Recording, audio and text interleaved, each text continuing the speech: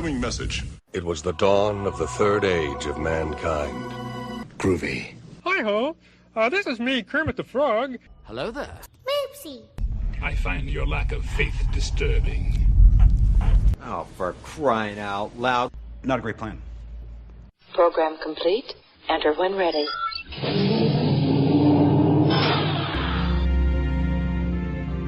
Let's see what's out there.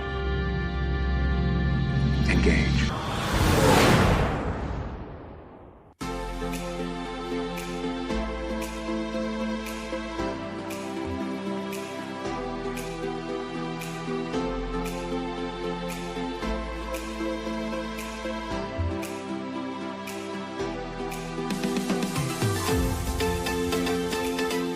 Hey there, we're those Sci-Fi guys, and this is at Those Sci-Fi Guys Show. Just two working dudes, different lives, different jobs, but a whole lot of love for science fiction and the fun that comes with. We're your hosts. I am P.S. McKay. Freaking out that I don't have a pumpkin yet to carve for the upcoming Samhain Festival. And I'm DT Cavman, and I haven't carved pumpkins in a long time. You don't carve pumpkins? No, not really. Your family does, right? Your daughter does? No, we haven't done it in years. Really? Well, how do you stop the ghosts from infecting your household then? Holy water and hand grenades. Okay, well, that's, yeah, you could frag them, I guess. Yeah. Yeah, so our life is just super crazy right now. What is that? What is that? Is that a? It's a face of some kind. Is that a ghost? It's Gus. Gus the ghost. Yep. Okay. Well, there we are. Well, hi Gus. Thanks for joining us. So how is? He's offering you his pumpkin. I don't like the furry ones. You don't like the furry pumpkins? I don't the furry like ghosts. Well, I can. We're gonna go down a weird road if we keep going that way. So we're not doing that. Gus was a purchase by Mrs. Cavman to you don't holiday say. festival up the house. It is that time of year. We have released 2 episodes in 2 days, leading up to the scary season as it is in the weekend or the week leading up to Halloween. So we just had Scooby-Doo drop, and then right after that, we just had our Buffy the Vampire episode drop, and then this episode will drop on October 30th. So just to keep in with the theme of everything. So, because if there's anything, I know that people want more Sci-Fi guys during the spooky season. So, I was lamenting. Oh my! I was lamenting because right now we're in the midst of, I don't know, like craziness. It's marching band competition season. So we're going to be going Marching Madness. Marching Madness. Nice. Yeah, it's true. We've been to 2 different competitions already. We have 2 more coming up. One of them's in LA. Like literally the day after Halloween, we're driving down at 7 a.m. to Los Angeles for that competition. And then the other is in St. George, Utah, the following weekend. So, yeah, that's happening. My daughter's in a community play where like there's adults in it. It's going to be like this big, it's like almost a professional thing. So she's in Shrek the Musical. And she has rehearsals every night until 9. So, the one thing we didn't anticipate was pumpkin picking this year. We did it every year. It was a big deal.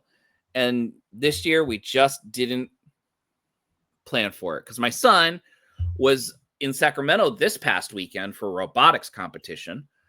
So, we couldn't use this weekend to go pumpkin picking then. So now I'm freaking out because it's tradition, and my Gaelic ass is sitting here going, well, we need to have something to scare off the spirits from the front door. So I'm literally thinking that I'm going to be like carving a pumpkin Wednesday night or Thursday night after the high school football game that we have to attend. Boy. And then there's marching band. On Wednesday, there's a marching band showcase for all the high schools in the district, showing their shows and stuff. So it's I bet it's probably pretty wild, my man. This is why we had to cut recording to one time a week for now. So it'll be like that until maybe mid-November, when we can fire off a 2-show in a couple weeks leading up to Thanksgiving. Oh, did you want to record Thanksgiving night or no? I'm not Thanksgiving night, the night before Thanksgiving. 'Twas the night before Thanksgiving and all through the house. Yeah, probably should be fine. We don't travel for Thanksgiving. Well, I usually just like video game the night before Thanksgiving, because that's like a free night for me. Gobble, gobble. Yeah. That's a big 4-2. I don't know what that means. That meant nothing right there, everybody. I'm so sorry. Anyway, DT. Yeah. Yeah. I'd say let's record before the turkey. Go Pats. Dude, it was really cool because last year the only game I went to was while Jacoby Brissett was still starting. And it was a good game. Pats lost in overtime, but it was a good game. This one, it was really cool. I'd never seen Drake in person ball out, so that was cool. Dude, he was throwing them, slinging them in that third quarter, man. Whew. Yeah. I don't know. I don't have Sunday tickets, so I follow online. And he dropped another dime to Booty in the end zone in the bread basket. It was gorgeous. It was one of those beautiful rainbows over the shoulder. I saw that highlight, and I'm like, oh my God, that's amazing. And then I jump past to Stephon Diggs at the 1-yard line. Yeah. I'm like, the only reason they even attempted that pass is because Diggs has done a lot for the team, and he still hasn't had a touchdown pass yet. That's right. And he got it. Yeah. And I saw that celebration right there. Good guy. When you work your tail off, you deserve that moment, it's been a while, but it's not been just Drake and his receivers either. Like safety Jalen Hawkins on this ball down the sideline, kind of almost one-hands this interception going to the ground. I didn't see that highlight. See, this is, You see, it was good, man. It was good. See, I want to get Sunday ticket, especially since it's been available on YouTube. But the thing I'm worried about is, like, my days in the fall, my Saturdays are dedicated to football. If I dedicate my Sundays too, just to the Pats, which, let's be honest, I'd have to watch more than just the Pats in order to make that investment worthwhile. I don't know if I'd have the time to watch it. That's the thing. Like, I was running all over the place on Sunday and Saturday because it was a bye week for me for USC. Yeah. So, but it's just like I miss being able to watch the Pats during the day. Yeah, man, it was the same thing. I mean, I had Sunday ticket forever. Yeah, forever. Like we're talking like 17 years, something like that. That's what I had. Right, long time. Mm-hmm. Actually, maybe more like 16, but still a very long time. Loved having it. It was great. Okay, had it for longer. Keep forgetting because like the year I left to come up here, we still had it out in the Midwest, but it was still was a long time. It, it was just awesome to sit down, watch the Pats. It felt like something I could do, right? Carve off a Sunday afternoon, watch the Pats. When we started playing with fire and getting the baseball package, that was something different. And now it's like, all right, well, to pay for both, you got to watch as many of the Sox games as possible. Mm-hmm. No, it's true. I mean, it's like you have to.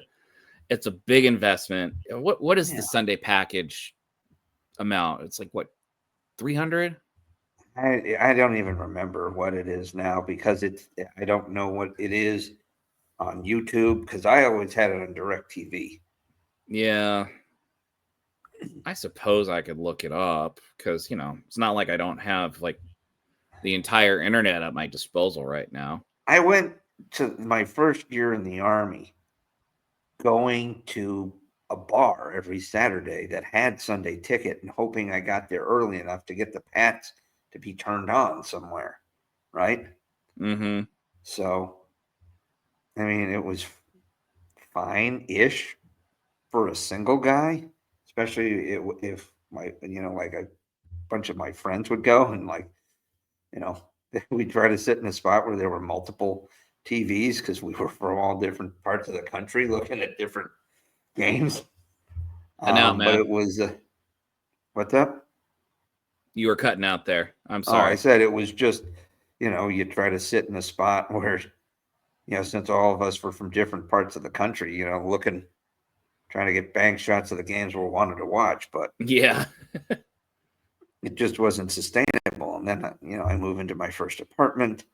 After like the first week or so, I'm like, yeah, I'm getting it. So I got the Sunday Ticket, and that was good. Had that for a while.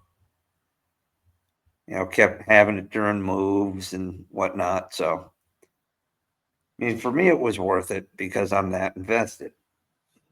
But some other people might not think so. I have a mutual interest of USC football with my wife because that's where we went. So that our day is dedicated to that, and I can get away with that. I can't. I tried. There was a day when the Pats were playing the Niners, and your sister went to that game actually, and they were at San Francisco. I did everything I could to watch that game, but I had some obligations to fulfill, unfortunately. I got a little bit of a tongue lashing. So well, look, I went to a school that didn't have college football. So I took my wife's team. She went to a Texas college that is known for having a good football team, right? Every Texas college is known for a big football team. You No, really not narrowed everyone, it down there, trust sir. me. But we're talking a major Big 12 team, right? Yeah.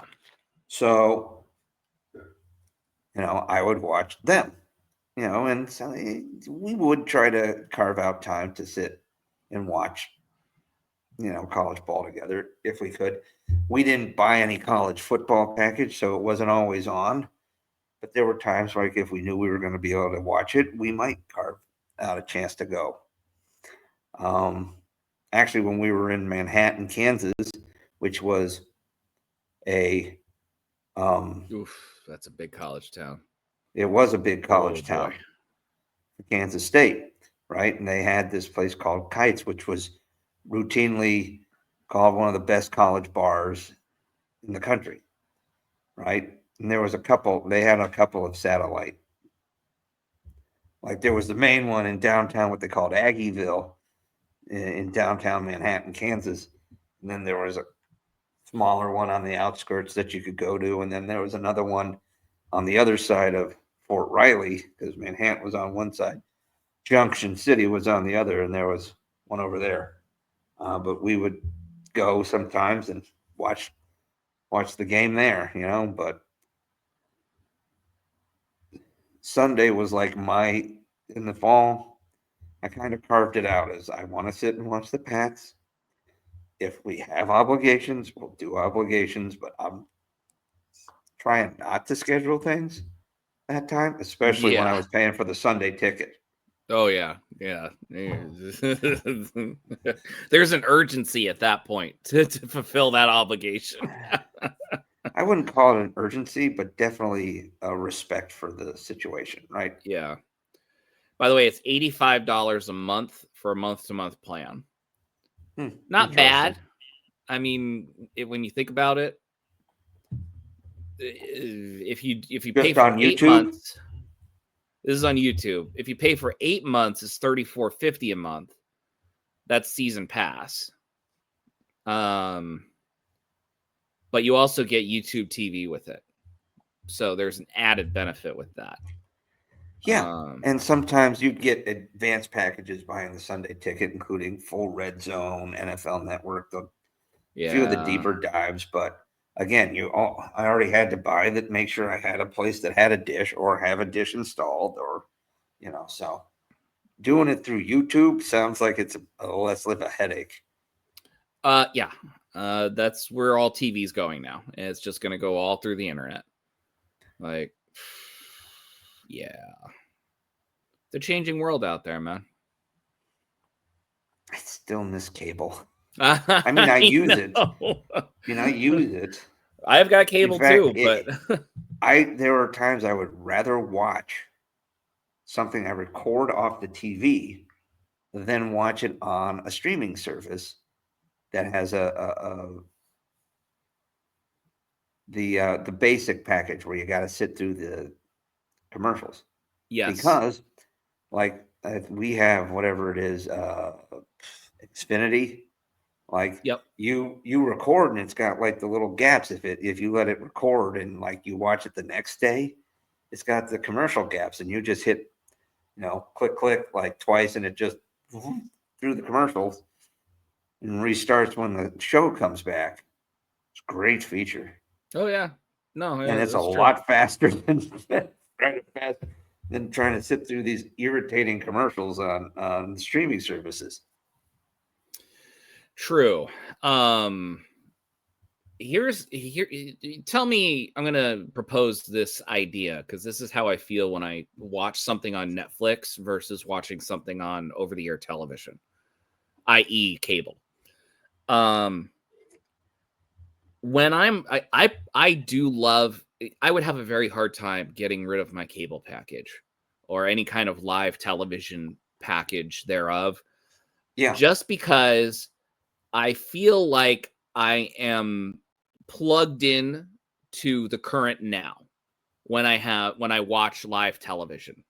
Like, yeah, there's something to be said for that.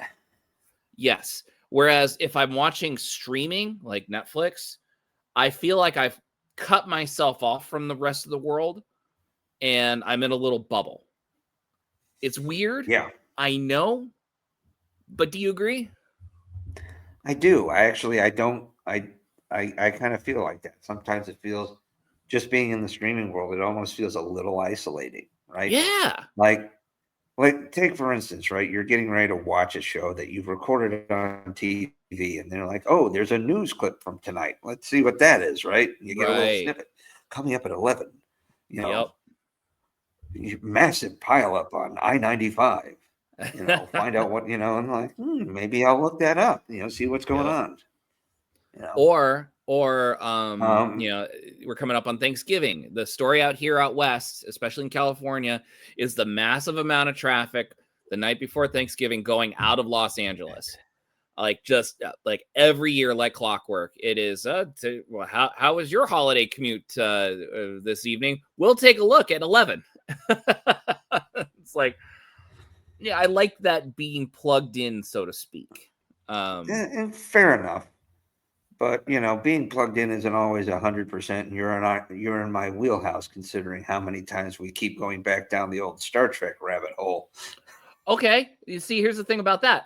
If I came across Star Trek that was being broadcast, like when it was on BBC America all the time, if I came across it mid broadcast, I'd stop and watch the rest of it. Yeah, it's a remote drop. I own the whole series. I haven't gone through most of those episodes that I own digitally. But if I saw it on TV, like being broadcast, I'd drop the remote, watch that, be like, hell yeah. Wonder what episode's going to be next, or are they going to do it chronologically and in airing order, or what are they going to do? It's like, so. It's interesting. I'm more likely to watch an obscure episode of Star Trek if it's broadcast live than I am to actually watch it, if a la carte. Right. You'll go to your, comfort episodes, right? Oh, Yep. I need to watch Best of Both Worlds. Yes. I have shit to do today, but I need to watch both episodes. It's true. But again, it's also like, and part of it is just how your and my brain is wired, right? Like, so take for instance tonight's subject. That's what, from 2017. Yeah. Mm-hmm. So we're dealing with an 8-year-old episode I can't of a believe TV show based on a podcast. Yeah, literally. So why don't you introduce us to this, Data? Yeah, seriously. Okay, so I'm glad you caught that. I did. I did. I'm gonna go ahead and share the screen on this one because so this was my suggestion. We're keeping in the spirit of spooky season and everything. Sorry, my dog, the possum hunter, just came into my room asking for attention. So we're going to be reviewing the first episode of season 1 of Lore. Lore started out as a podcast. It is still out there. Created by Aaron Mahnke. He is a Massachusetts native, by the way. Don't know if you knew that. Okay. Yeah. So he started Lore in 2015. And basically it's just not to steal from Mr. Ballin, but he tells stories of the strange, the dark, and the mysterious, of a paranormal realm and whatnot. This was right at the point when podcasts changed from being able to listen to your radio show at any time to, this is an original program that's actually telling a different idea. And it was right around 2015, 2016 that podcast kind of flipped over to original content providers.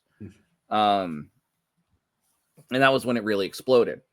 So Lore was a really good podcast. I'm just going to go ahead and say it. Aaron Mahnke's an a-hole, though, like in the worst way. And here's why. Power got to him. His show exploded. He was on Patreon. He was making $9,000 a month at the time through Patreon alone.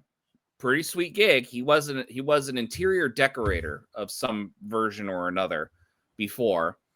And that little podcast was able to get him to a bi-weekly podcast that he released every 2 weeks, was able to get him just to quit that job and just start telling stories, historical stories. That's pretty good. It's the American dream, right?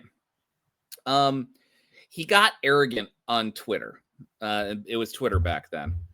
And I mean, who didn't? Well, here's the thing. I don't even fault him for it because he did exactly what I think I would do if I was given all the privilege and power thereof given to him.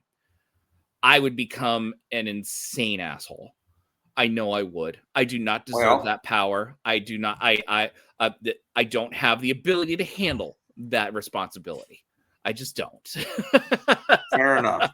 But rather than debate the positives and negatives of the creator, why don't we actually dive into the episode? Yes. So this episode is called They Made a Tonic. This is based off of... Yeah, very New England. Yeah, very. This talks about the beginning of the New England vampire scare in the late 1800s. They talk about the family of Mercy Brown. Mercy Brown was accused of being a vampire. This is the teaser trailer for the show, just to give you a little idea of things here. So we'll go ahead and play that for right now. Throughout history, fear was best kept buried, sealed, closed. But folklore has a way of keeping the door open wide, allowing stories to live and breathe, to creep inside and haunt us. I'm Aaron Mankey. This is Lore.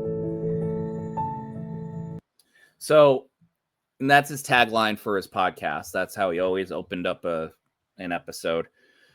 Funny part about listening to this, because I watched it with my wife and my son.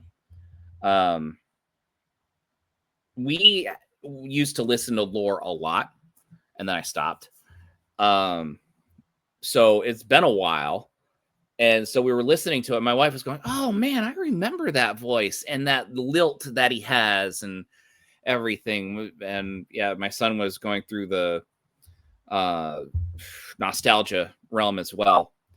And it reminded me, like, Lore was the reason why my buddy Elliot Gladstone came to me and said, "Hey, I think we need to do a podcast together." And it was literally Lore that inspired us to sound exactly like them, No. because you listen to some of yours, and it's the soft voice. It's a soft voice, but people loved that voice. You may not like it, and I understand why. But I had a lot of people that were saying, "Wow, you're a really easy listen and stuff." People loved this damn show, man. So we didn't copy Aaron Mankey. I didn't go, "I'm P.S. McKay and this is Entwined." No, I didn't do that. I didn't do some intro or anything. All I did was talk about the opening sequence of Entwined. Is a world is a podcast about all the world around us, yada yada yada. This was my first podcast I ever did. And we're going too far down the rabbit hole. We haven't even talked about the episode. I know, but this is where I'm making my announcement.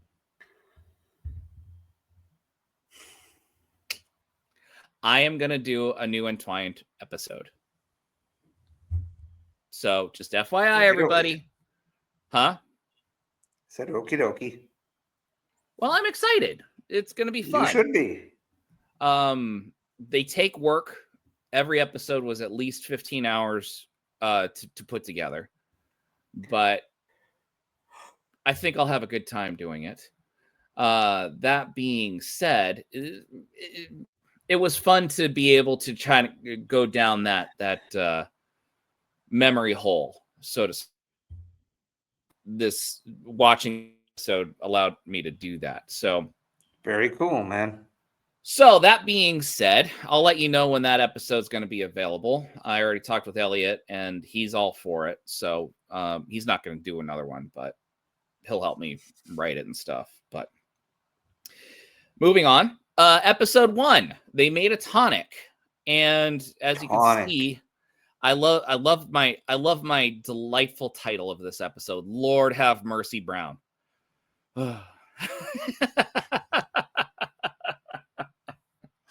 Don't sigh.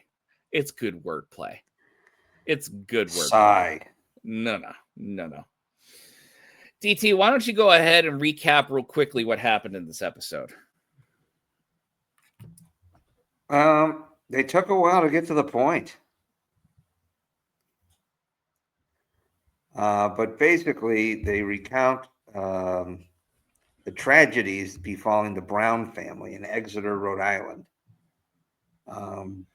George Brown lost his wife and 2 daughters over a span of about a decade or so, maybe 15 years. Yeah, fair. To consumption, or as it's better known as tuberculosis. What did this guy continue to call it? The Phantom Killer. which isn't even the colloquial name it's known as. But if anybody here watched Tombstone, that was what was afflicting Doc Holliday. Lung illness, Nasty disease.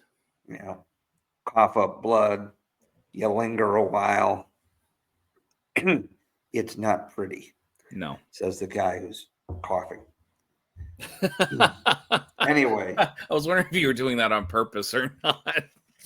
I'm like, he doesn't normally do this. So I think I have a psychosomatic reaction. Like people start talking about like COVID, I start recanting my time in the ICU, and all of a sudden I start having like some weird chest tightness. And we see, look, it just did it. yeah, I'm not doing this on purpose. No, no. And by the way, you're allowed to have that. It's understandable why. That is my lungs post-traumatic stress. Just exactly. Remember that. It's muscle memory, if you will.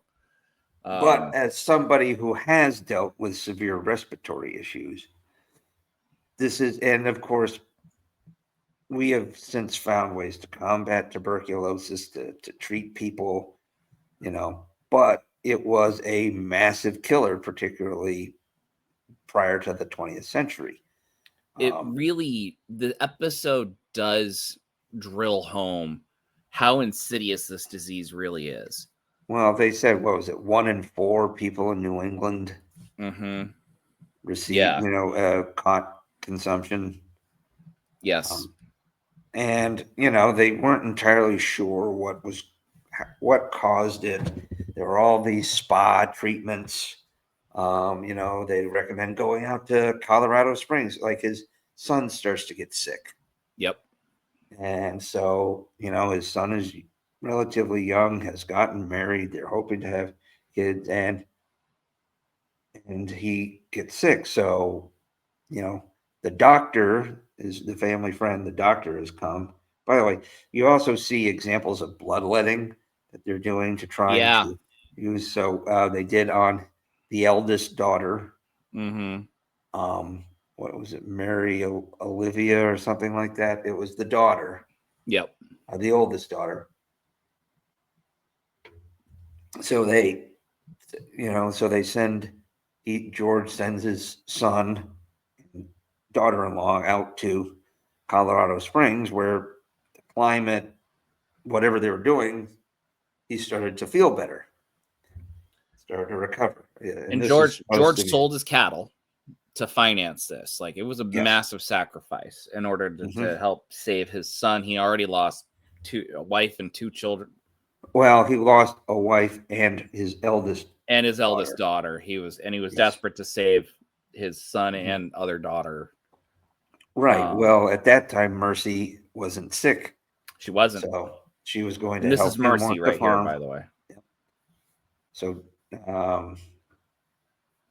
the son, I'm drawing a blank on the name, Edward, maybe. Yeah, or Jonathan. I don't know. I think it was. I don't want to speak. I don't want to disrespect the. I'll look it up. Yeah. Keep going. Yeah. So it was, this is a real event, right? So this is a real event. It's Edwin. Edwin. His son's name. Yeah, Edwin. So Edwin goes off to Colorado. He starts to feel better, but during that time Edwin's away, Mercy contracts tuberculosis and eventually succumbs to it, despite all the current modern treatments of medicine. Now, at this point after the Civil War, medicine is like, I don't want it to say before the Civil War, medicine wasn't taken seriously. It had slowly been, science and medicine have slowly been growing, in credibility and whatnot over the last 100, 200 years, right? Yeah.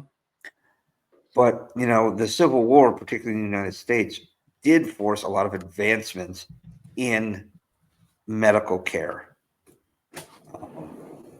So for the U.S., it really did, post Civil War, you saw more and more, even things such as home remedies that actually worked, like finding the, medicinal properties of various plants and whatnot, but still people devoting themselves to being physicians of what we might, actually see as closer to modern medicine, right? Yep. Sure, they were still using things such as, they were bleeding people, and they were still only in about within the previous 30 years prior to this event did they really start to understand bacteria and germs. So they still didn't really know quite exactly what caused tuberculosis in a lot of ways, but they did know a bit more of what the damage does to it. Right. So, however, in some ways, these epidemics that would go through these areas would almost turn the clocks back, because modern medicine maybe still couldn't do anything.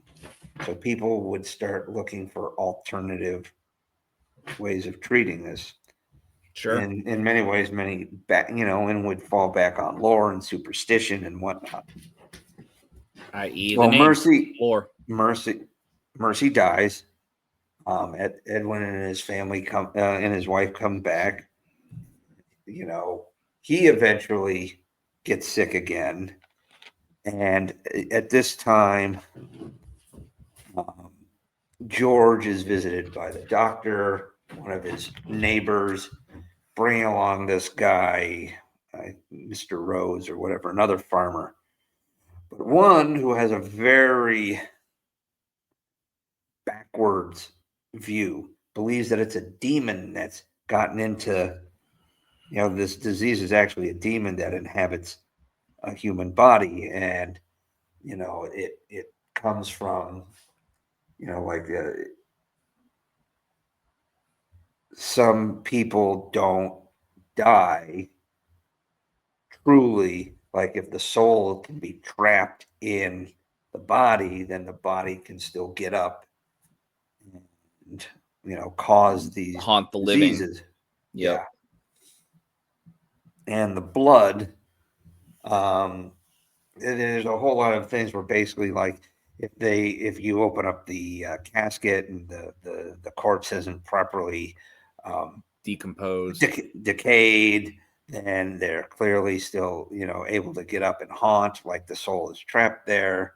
If the blood is still kind of fresh and not coagulated and whatnot, then it, again, more signs that they're coming up and like taking the blood from the living.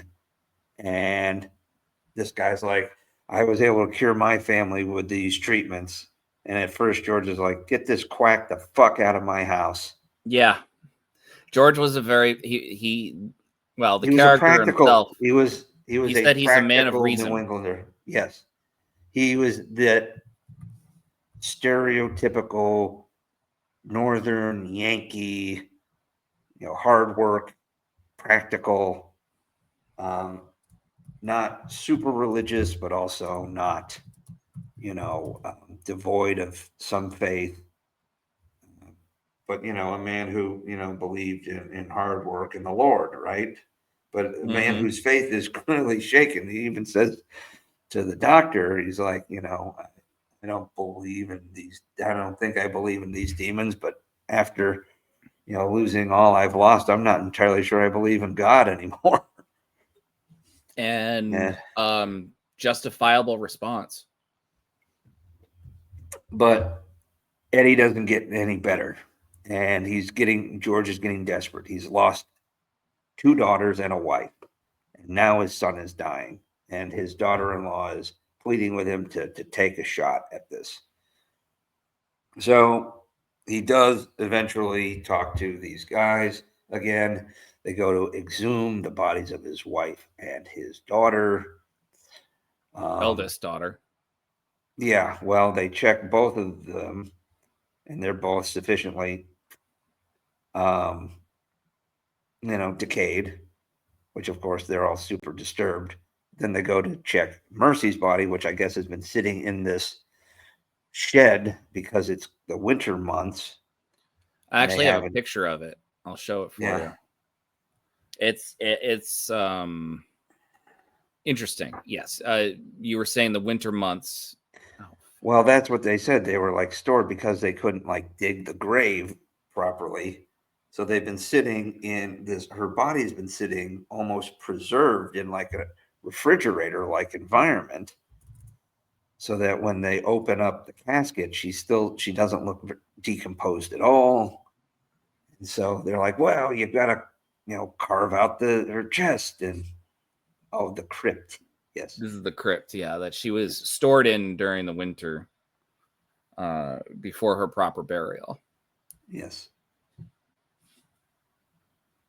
Yeah. So they they was like, well, yeah, one of the things that they said is you got to take out the heart and burn it. And that's how you kill these, this demon. So they did. And then he's also like, oh yeah, and don't forget the liver. Yeah, don't forget the liver. I'm like, and like in this episode, it's like, well, you didn't mention the liver before, but okay.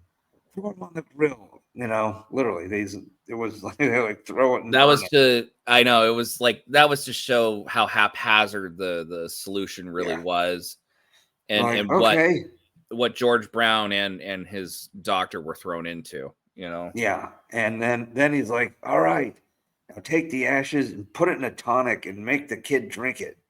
And now everybody's like, what? Mm-hmm. That's like cannibalism, man. Yeah. And that's what they did. But again, showing the desperation of a father who's already lost 2 children and is trying to prevent the loss of a third, grasping at straws. Yep. And that's his daughter-in-law. Yeah. But he begged, so She played a hand in this too.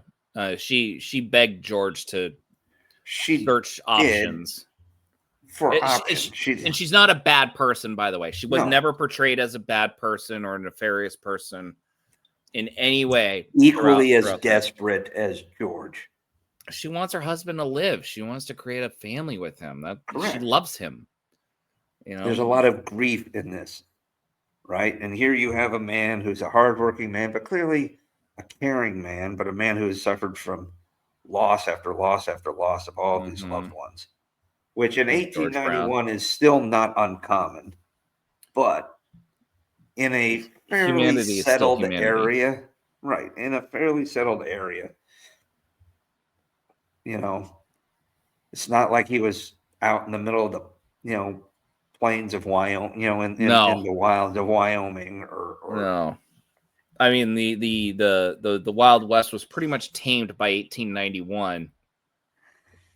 There were still, I think there was, tamed-ish. I mean, there were still a couple skirmishes. I don't know. Yeah. But it was it was southern New England. It was as tamed and as settled as it was ever going to be. For the most part, yeah. So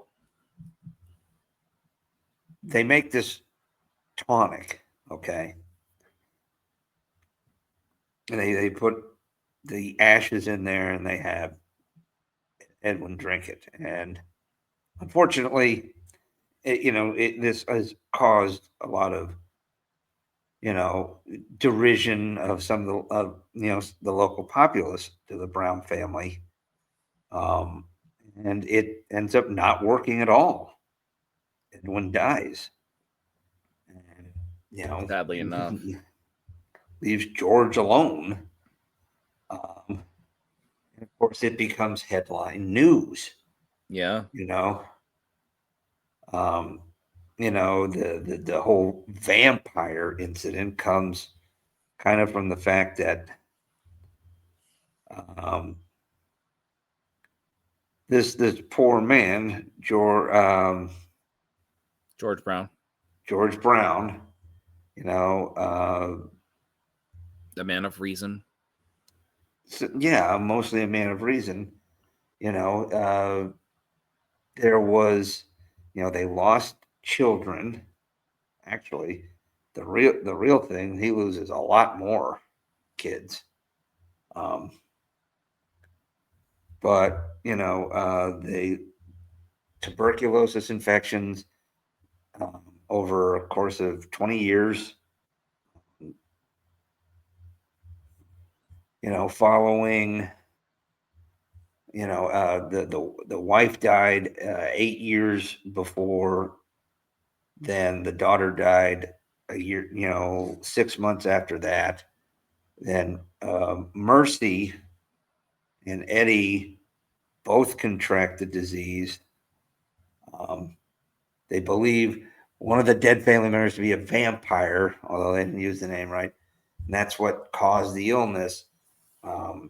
Contemporary folklore-ish, which is kind of mixed with old world and, just some panic. Multiple deaths in one family is supposed to be due to undead activity.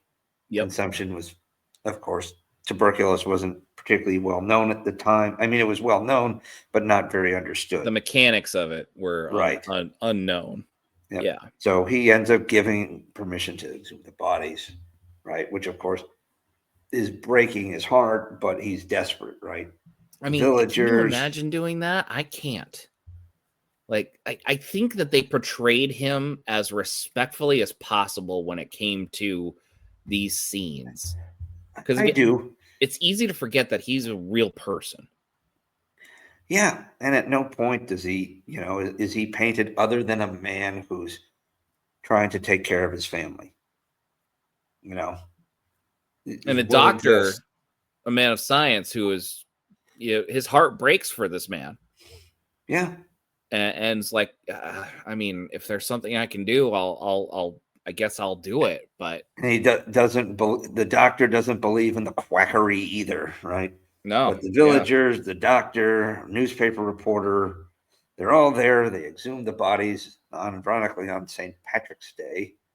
It wouldn't matter to Protestants anyway, but still very ironic.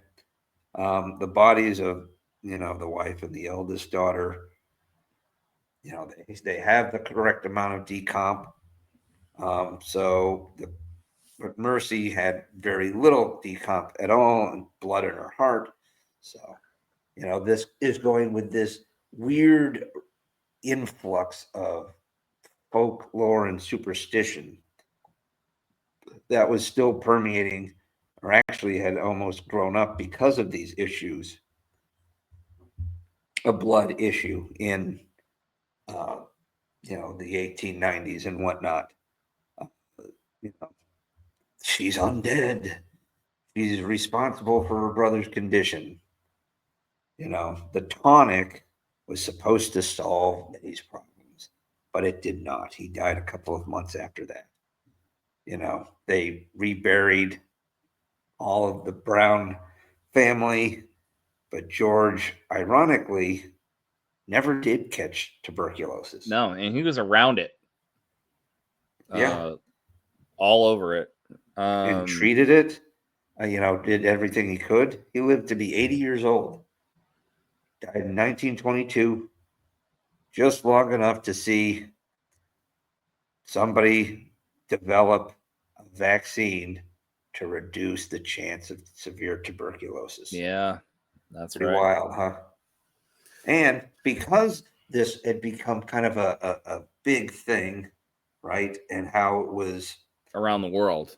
I mean, it was pulp. Yes, it was pulp news around the world. This particular event, not just this superstition and whatnot, but this actual event became kind of widely circulated. And you want to talk about some of the influences that came from this? Yeah. Well, I mean, so it was published in newspapers all around the world. Yep. And lo and behold, there was a lowly author in Europe who happened to read said article, and his name was B. Abraham. Stoker. No, that's too obvious. Bram S. You were such an ass.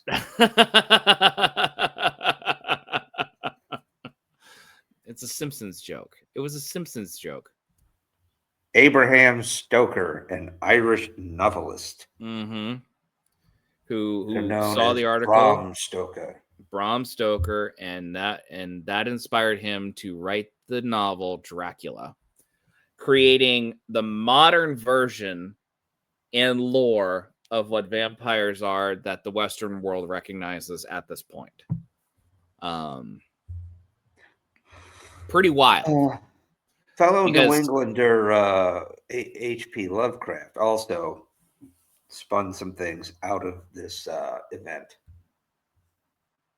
Yeah, I'm not familiar, unfortunately, but do you have some examples or?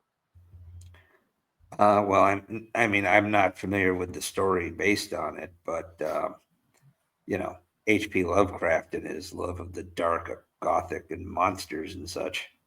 Yeah. So here's the thing. Growing up in New England as a kid. Sure. New England is a boring place to live if you don't have your eyes open enough. And that was me. Thought so. I thought so. I didn't have my eyes open enough. I literally lived within bike ride distance of where King Philip of the Wampanoag, not the Wampanoag, the Wampanoag. The Wampanoag got killed during probably the most devastating war in North America, King Philip's War, per capita. Yes, per capita. I would ride my bike by his death site every day during the summer, and I didn't know it. I was unaware of the Bridgewater Triangle. I was unaware of the actual history that Southern New England really had that influenced how America really came about in its current form. Even the term Bridgewater Triangle didn't come into more popular usage until the 80s. Yeah, well, I mean, I was born in the 80s. And, well, I just feel silly because there was literally a moment in high school where I was like, you know what? I need to figure out something about my hometown that is kind of lore-ish. I say lore-ish now, but at the time it was like some kind of legendary situation that I can make like a little mini documentary about. And I'm like, this place is so boring though. I don't know. I mean, it's like, you had Lizzie Borden, you had all that stuff. All that had been done, but there's so many other stories because New England is just so ancient in the Western world. I'm very deeply upset that I didn't appreciate New England the way I should have when I lived there. This was a brain bender for me when I first heard it in the podcast format. Blew my mind. Absolutely blew my mind. I'm like, well, hot damn. So it was Rhode Island that really started the vampire craze. Like, okay.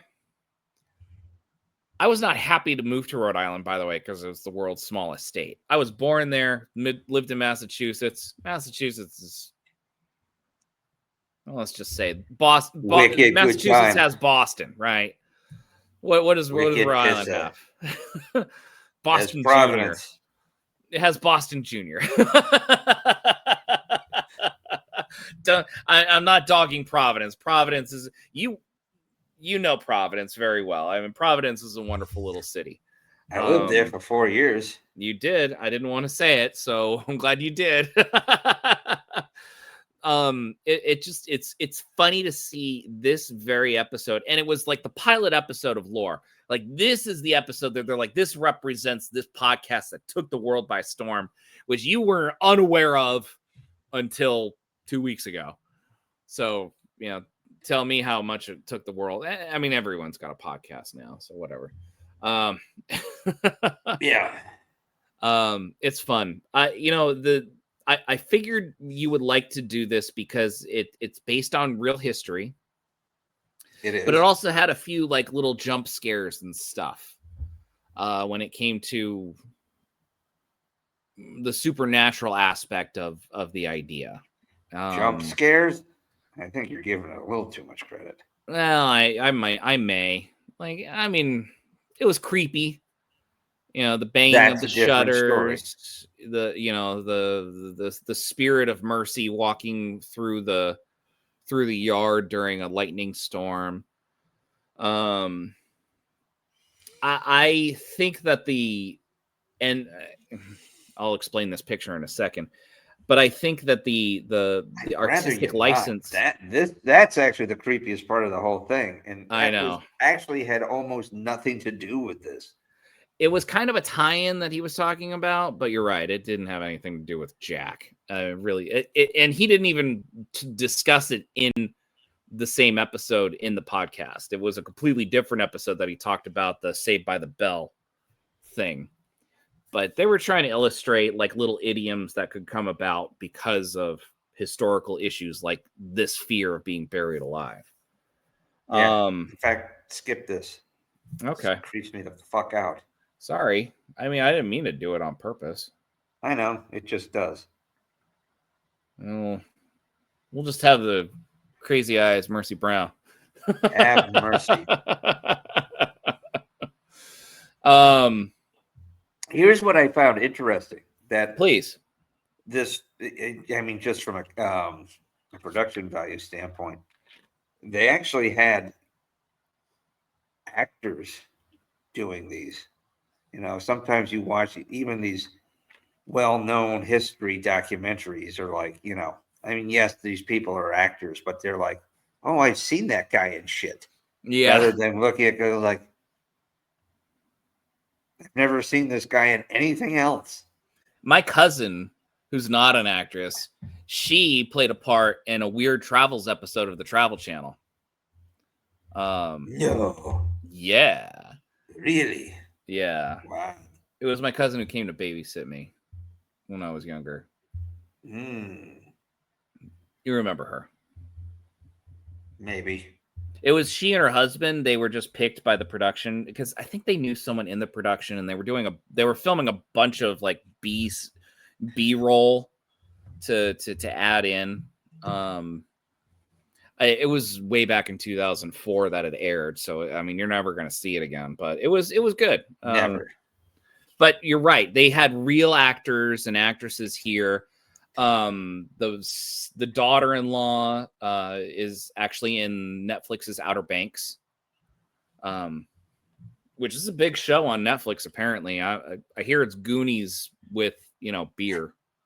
So, all right, it's the Boonies. Yeah. But all right, what else did you like? Yeah. So the historical factor was interesting. I think I had heard through various points, maybe or you might have brought it up even years ago, the Rhode Island vampire scare. It wasn't something I knew anything about, but had heard it before. It's not talked about, really. Well, that's because it happened to a Protestant community. If they happened to a Catholic community, everybody would have heard about it. That's an Irish joke. Good Lord, man. Careful there. But that's exactly how they set it up. Hardworking Protestant, they said it when they introduced George Brown. I know. But you have to understand, it's not so much a joke as it is that's how the cultures were at the time. Yeah, well, Particularly when somebody says Yankee, okay, like in a historical fashion, it is like a northerner, northeast, really New England, like um, businessman, shipping, it's a mentality. It is almost a subculture, right? A Yankee Clipper, sure. a New England sailing ship, right? That whole Yankee gumption, we're going to go out there, we're going to, make a town out of this wilderness kind of thing. There's something that comes with that, but that is also Protestant. It is not Catholic. It's a very waspy background, but that's who these people were, and which is kind of surprising because particularly by this time, that segment had a tendency to be less superstitious than maybe some of the immigrant cultures that came in, the Irish, the Italians, even the Germans, and you know the Poles. Some of these ethnicities that came in the latter half of the 19th century. Yeah. Let's delve into that real fast. We're 30 years out from the last potato famine, and the Italian wave was well in progress at this point. Yes. And all of that stuff was happening in the north of where this episode was taking place. Exeter, Yeah. Rhode Island is it's like not southern Rhode Island, but it's like south of Providence. Yeah. It's I even looked it up. I feel silly for having to look it up. Well, it's not a big town. No, and it's never actually was in southern Rhode Island. Yeah, it's southeastern Rhode Island. Excuse me, southwestern Rhode Island, between Narragansett Bay and Connecticut. Yeah, it's actually in one of the bigger parts of Rhode Island. My fucking phone won't even pull up the goddamn map. Yeah, so it's easy to say Protestants were probably in the South here, and then there was a larger contingent of the Catholics, the Irish, and Italians were beginning to make a big inroad. The Portuguese and the Portuguese because of the fishing in and around Narragansett Bay. Yep. So the Italians, the Irish, and the Portuguese, big inroads in like North Providence, Central Falls, all that area. Big thing. And in the seaside towns, these particularly the fishing communities. Yeah. What you're saying makes sense demographically. Protestant family, man of reason. It was not a joke. Well, I used it in a joking manner, but it is very much part of the culture in the area of the time. And you're talking to two Catholics, folks, so we're not bashing anything here. So. No, but it is, of course, part and parcel to how things were perceived at the time. Exactly. So and if we can name talk right about Brown, he could be a descendant of some Puritan family. I don't know how far back his family goes. If the name was O'Toole or Renzetti, we might have a better idea. We would. Can I tell you a quick story? A really stupid story. So my wife is descended from the Mayflower, right? Many people are. I know. Here's where the funny part is. I bring my wife to Plymouth for the first time, and I've never had any auspicions of being descended from the Mayflower. I know I am Irish, okay, and Portuguese. Yep. There is no flipping way that I descended from the Mayflower. Fine. And I'm okay with that. My wife, though, takes great pride in being able to trace her family lineage to the Mayflower. So we're in Plymouth, and then we're in like one of those little cottages, like those tourist trap shops, like you know what I'm talking about, near the stone, but like near Plymouth Rock. We're in there and we're really in there to get out of the cold because it's freaking freezing. You took her in the winter. I took her in October. It was flipping freezing. Like the onshore breeze was just brutal. We're in there. We're looking at the list of the Mayflower Compact and all the people that signed it and stuff. And we're trying to find her family name, and we found it. And then this lady, and we're gonna buy it. And we go up, and this older woman, probably in her early 60s, and I was like, "Oh well, thank you." And we're talking, and I go, she was descended from the Mayflower, by the way. And then my wife turns to me, like we're dating at the time.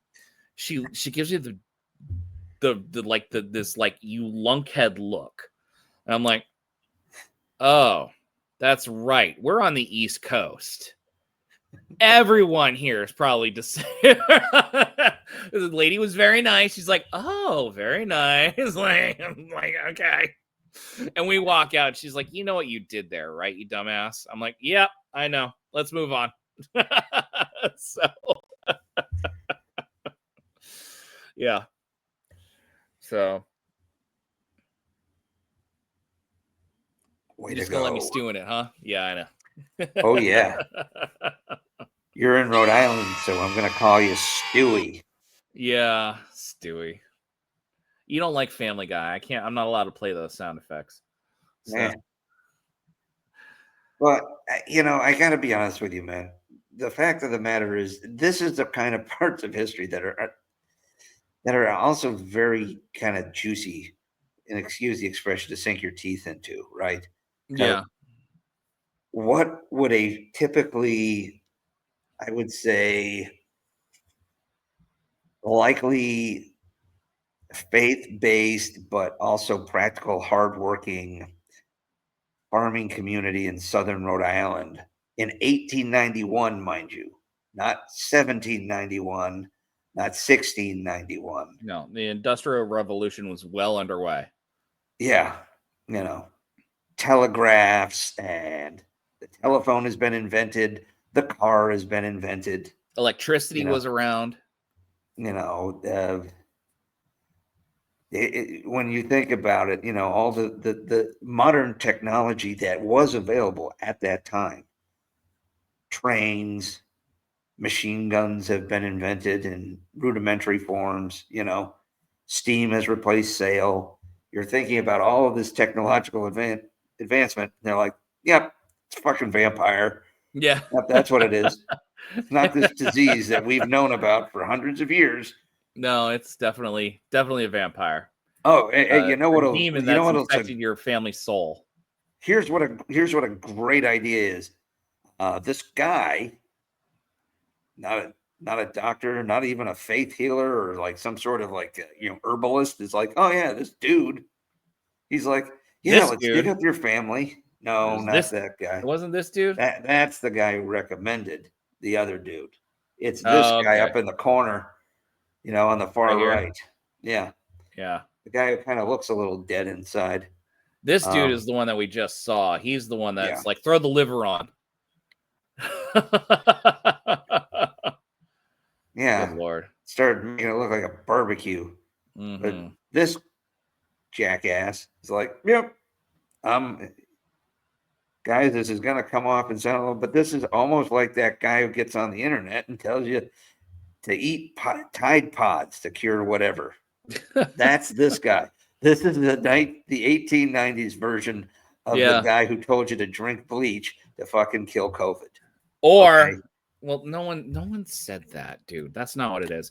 Here, the guy that said, hey, if you want to charge your cell phone, throw it in the microwave for 30 seconds and it'll instantly charge to 100%. You know how many people lost their cell phone because of that? I'm sure way too many. Yeah. But this is the idiot life hack guy on the internet. That's Yeah. what this guy is. Pretty much. Just a And little so, slower to sell it. here's a good idea, George. You know how you've lost most of your family? Let's take your kid, carve her up in front of you, Mm-hmm.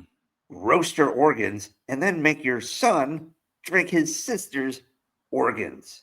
Yeah, I know. Mm-mm. It was a hard watch, by the way, that scene when he was actually drinking it. Like, oh God. This show had every opportunity to sensationalize. They really did. That was one of the things I did like about it was that they kept it. The closest thing to being sensationalized was the ghost scene. Yeah, and that's just a stylistic storytelling moment, And and for the most part, it didn't affect the characters, because even a rational person could have a hallucination. Yeah. Especially in the level of grief, right? Actually, the most sensationalized was the creepy animation at the beginning. I know. Actually, it has been proven that people who deal with grief, who are in the throes of grief, do hallucinate, are most likely to hallucinate and have the highest incidence of hallucination. I actually hallucinated when I lost my father 10 years ago. I know. It wasn't the psilocybin mushrooms. It wasn't the gummies. It wasn't the LSD or the LDS. According to Kirk. Yes. According to Kirk, anyway. Star Trek 4 reference. Yeah. For the gold. It wasn't the LDS. No, but I literally had... I woke up in the middle of the night. I sat up, and it was right after my... I cut out there a little bit. It was right after my father's funeral. It was the middle of the night, and I felt a hand on my back. And I'm like, oh, okay. It's just my wife comforting me because, like I couldn't sleep. I get up and I turn around. She is completely faced the other direction. Like under the covers, her hand's not out of the covers. Like, what the fuck? That was a hallucination right then and there. Like periods of intense grief can do that to you. I woke up out of a dead sleep like 6 a.m. on a Sunday morning. The day after we had gone to see my grandmother in hospice. It was like, oh, well, I don't need to get up for like 2 more hours. So I got up. I decided to go back to bed. My mom called about an hour and so later. It's like, around such and such a time in the morning, your grandmother passed. And I realized that's right when I woke up. Yeah. So. Yeah. Not to outdo you, but just to corroborate, that's what happened with me and my grandmother. I woke up at the same time she died, right around that same time. It's a weird thing. Like this universe, we're connected by some ether in some way, shape, or form, man. And we're men of reason. We're men of reason, by the way. Real men of genius. Real men of genius. Mr. Deli meets the Hazer. That was my first job, everybody. So,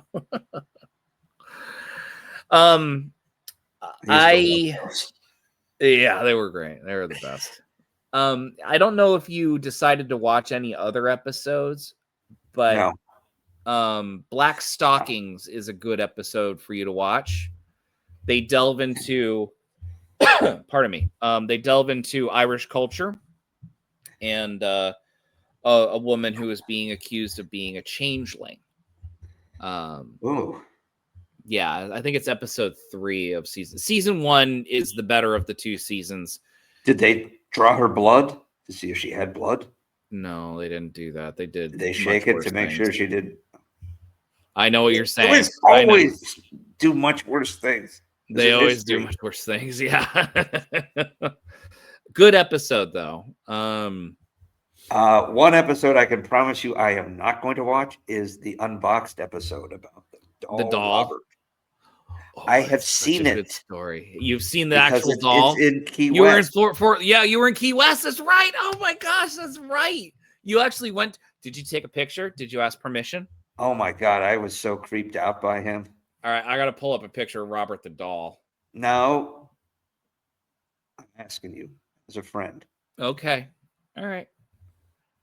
It'll just be the thumbnail for our episode then. So I'm just kidding. That I'm just defeats kidding. the purpose. I know it does. It doesn't make sense to do it. No, creeps me out, man. Robert the Doll, Fort Lauderdale, everybody. Not Episode Fort 6. Lauderdale, Key West. Oh yeah, sorry. Yeah, Key West. That's a good episode, and that episode really blends the idea of reality versus paranormal activity. Like, ooh, this could have really happened this way. Like, did this doll really have this ability to shut this door? And things like that. It was well done. You're never gonna watch it. That's okay, but it was very well done and scary. Actually, it made my wife freak out. That episode. I'm telling you, nope. As soon as I saw it, because when I saw the opening, I'm like, oh, that kind of looks like that creepy doll. And then I was looking through the Wikipedia. I'm like, oh, hell no. Yeah, yeah. I am outsy. Not on this. Look, I'd rather deal with a puckwudgie than a creepy doll. And they didn't even tackle puckwudgies in this show. At least I don't know. In season 1, season 2, they completely revamped it. There was no narrative. It was more dramatic than it was like a history documentation, so to speak. But and by the way, you know, you take this story, right? And aside from the fact that none of these actors will speak like a New Englander from 1891, 1892. What you got to understand is like there's old phrases like tonic is like soda water, right? Yeah. What people would consider soda water is called tonic here. In fact, my grandparents called all soda, Coke, tonic. Pepsi, whatever, tonic. Oh, how funny! It's a very old New England expression, like almost a century old kind of thing. I learned about soda 80s. in Colorado, so and when I was like between 2 and 5, right? So out in the Midwest, it's pop. Actually in Texas, it's all called Coke. What kind of Coke? Sprite. Georgia too. Yeah, but up here it's soda, and for my grandparents' generation, my dad's side of the family, the Bostonians and whatnot, it was tonic. You know why? Because you got soda or tonic from the pharmacies. Yeah, a tonic. Yeah. But as you notice, my accent comes out when I say the word tonic. Because but that's because it's literally a little channeling of my grandparents. Yeah, it's cute. It's not a tonic; it's tonic. And when my dad says it, that's how he says it. Tonic. Yeah, I can hear your dad say it. By the way, tonic from tonic. Yeah. I could definitely hear that. It's but yeah. So needless to say, I'm like, for starters, it goes pretty much 85% of the episode before they even get to the fucking tonic. Yeah. And then I'm like, I can't hit tonic the same way again. God damn it. I'm sorry. I mean, I didn't mean to ruin that for you. It's just I mean, you know why I chose it. I thought you would appreciate the history, and I did. They don't teach this to us New England kids, by the way. It's kind of like pushed under the rug, I mean, we weren't even really taught about Lizzie Borden either. It just came up in certain history classes. Yeah. Yeah. That's also very true. We didn't we barely really covered cover the witch trials. We didn't really, yeah, no, absolutely correct. And It what was we Plymouth did cover Rock, was wrong. Lexington and Concord. Yeah, it was the shot heard round the world. Oh, the Tea Party, the Boston Tea Party, Massacre, Boston Tea Party, Lexington Concord, shot heard around the world, and then the Constitution. Then the USS Constitution. Yeah, then the Civil War. Then World War II. Yeah. So it's funny because there's a whole year. High school. There's a whole year out here in 4th grade that California kids learn about California history, right? And my wife was like, "Well, didn't you have like a Rhode Island history year or a Massachusetts history?" I'm like, babe, Massachusetts history is American history. So in fairness, I do remember in like elementary school, like 4th grade, like learning about like Roger Williams and Ann Hutchinson and some of the local colonial expansion from Plymouth, all the way up to the Woodcock Garrison on Route 1. Did you ever take the tour of that place? No, I never did, actually. And I would love to do it now. I'm trying to get Mrs. Calfman there because like it's creepy as shit when you start learning about what happens. And then I realized right across from the Garrison is where this cemetery is, this old cemetery. And right next to that was where my dentist's office was. Oh my God. Not to bring it back to Entwined, but there was an episode that I started writing where I talked about our Halloween exploits. And there was one year where there was that rumor of those kids driving around in a truck throwing eggs at people. Yeah. And we were over on Pike Avenue and we saw the truck coming and we all scattered. Mm-hmm. And I ran through the woods and I jumped over a bush and then I tripped over a stone and I fell down and I looked up and I am at the base of a tombstone. It was that frickin' like family plot cemetery of the family that owned all that land around there during colonial days. They finally cleared it out. I think it was the Boy Scouts went through, cleared it out, and you can actually drive by it, and it's more upkept. But it when we were kids, it was all overgrown. It was all overgrown. I had no idea it existed until that Halloween night, by the way. Scared the living F out of me. Oh, it's like my a God. Scooby-Doo episode. It really was. I like look up. And Zoinks, hey, Scoob, we gotta get the hell out of here.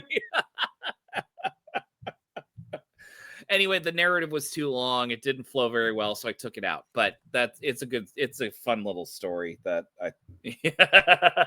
it's not in the Entwined episode. It was started that way, but and your wife documented it. The not the story, but the actual. She showed pictures of it years ago. She did on Facebook. She had been so curious. Again, like her family actually came to this.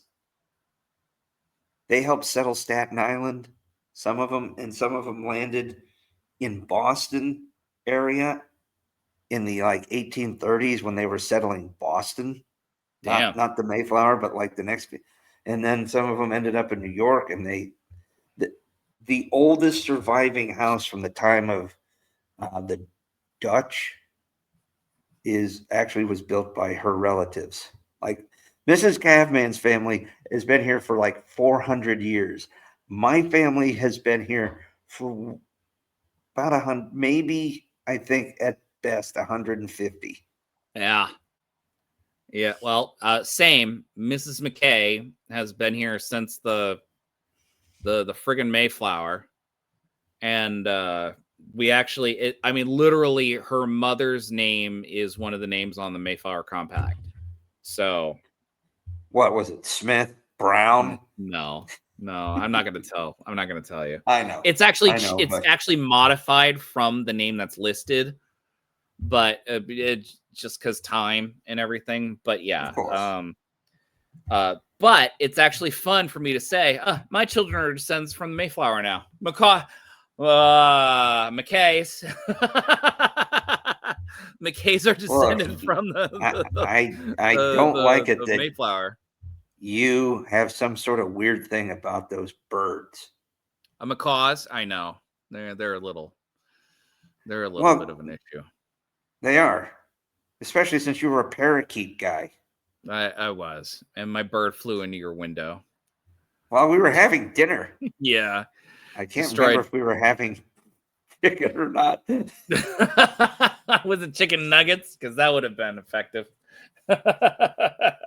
Hey, your bird somehow lived going into that sucker. I know. It was March. It was early spring. That parakeet should not have been able to survive though as long as it did. It was gone for 2 days, man. Yeah, Anyway. It was a rough 2 days from when I picked it up. Is that a parakeet? Yeah. Hey, it's Max Parakeet. I think that's We Max got your Parakeet. bird, bro. My brother and I are riding on our bikes as fast as we can over to your house. Like, oh my gosh. It's Chester. And it was Chester because there's only one hot neon yellow parakeet in that neighborhood. Flying in the wild. Yeah, I would Flying think in the so. wild. That poor thing. He had a good life, though. He lived a good life. Oh, Chester. Sweet boy. Tasted a little like duck. How dare you? Sweet Chester. All right. On that note, everybody. Take us out, Mac Attack. We had a good run. Good time. A little less sci-fi, a little more folklore-y, but I think that's our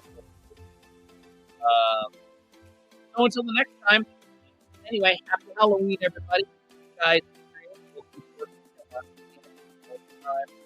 Peace out. Can't hear over the music. Nope. Damn it! I lowered the gain. That sucks. All right, till the next time, everybody. You guys keep dreaming. We'll keep working. Happy Halloween, everybody. Enjoy your And time. I'm DT Cavman. Enjoy your Halloween, and from up here on the high ground, mercy to you all. Aw.